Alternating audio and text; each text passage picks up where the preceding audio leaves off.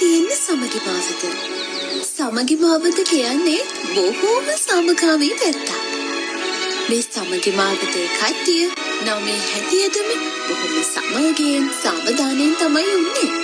විශේෂයෙන්ම මේ ගෙවල් දෙකේ කට්ටිය.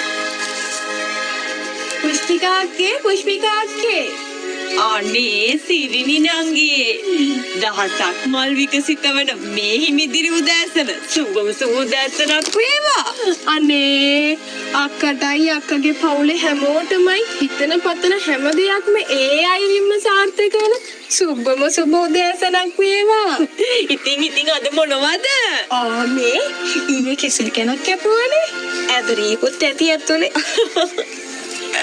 කෝකේ දුව ඔන්න ගිය අවුරුද්දේ වැඩැල්ලිමේ නැගතට පාඩම් කරන්න පොත අතර ගත්තමයි. තාම පොත බිමින් තිබෙන්නේ නංගි. අනේ වාසනාවක්. අපේ කොල්ලත් ඔන්න දාගෙන පාඩම් කරනවා.